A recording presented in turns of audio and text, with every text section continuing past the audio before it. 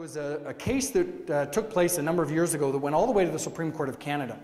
Dorothy Kateri Moore is a woman who worked at a place called Play It Again Sporting Goods Store in Nova Scotia. And when she was there, her boss would call her Kemosabe, and she was Mi'kmaq. And she actually just suggested one time, well, first of all, she said, what does that mean? And he said, friend. And she said, well, you know, how about if you use nitap? Which, if I said that correctly, and she said, that's something that I'm more familiar with, but she didn't push it at all, and he didn't know that was a problem, and so he just kept on calling her. His dad also worked there, and so they would often refer to as Mi'kmaq people, as well as others, as Kemosabe, and not thinking there was anything wrong with it. She eventually leaves, and she goes to the Nova Scotia Human Rights Commission, makes a complaint, and they support her. They felt that it was a racist term, and they were, and she was discriminated against. This was a form of harassment towards her. And so they actually supported her on that. It goes to the tribunal, and the tribunal actually decides that while she didn't like this, and while the standard is not only, you know, it's not just sort of what you think, it's not your intention, but it's the impact on someone, they thought, look, a reasonable person would not know that Kemosabe would be a derogatory term, even when this woman was just suggesting that perhaps he used another term in that way.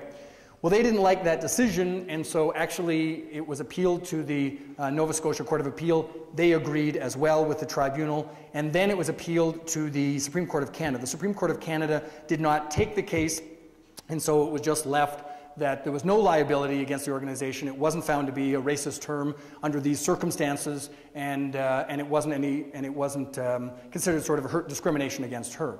Now, the interesting thing is when I looked at the case, I thought I agreed with it from a legal standpoint. That you want to make sure that people are given the opportunity, if they were told, look, this is a real problem for me with this particular term, I don't want you to use it, I think that would have been a very different story. But because it was just sort of in passing, a reasonable person would probably not know that, and you don't want people thinking that they can't say anything, and that's a concern that some people have.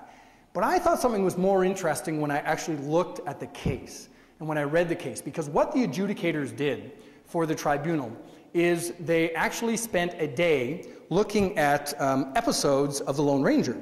And I thought, how do I get a job like that? But it's one of those things that they wanted to get an understanding, because that's where the terminology basically comes from for the vast majority of people, Kemosabe. And so they wanted to get an understanding of that.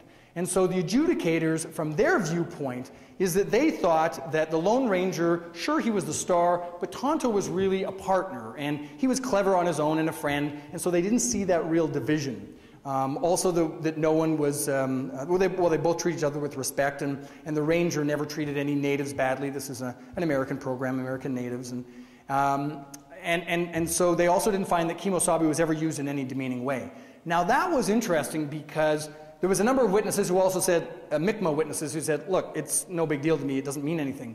But there were some Mi'kmaq elders, as a matter of fact, who came and testified and gave their view, and that's what I thought was interesting, because they saw the Lone Ranger as the master and really Tonto as the servant, and i.e. in their viewpoint, it's like you have the white guy who's the smart guy and you got the dumb Indian. That's what they felt that it looked like. And so they talked about bad childhood memories and that having real, more or less, baggage to it. It was the kind of thing that was as a term of mockery for them. And so for me, while I agreed with the determination from a legal standpoint of the liability and discrimination, it was a real good eye-opener where I thought, depending on who you are, how you were raised, and what's gone on for you in your life, one little word can make a huge difference, a huge difference.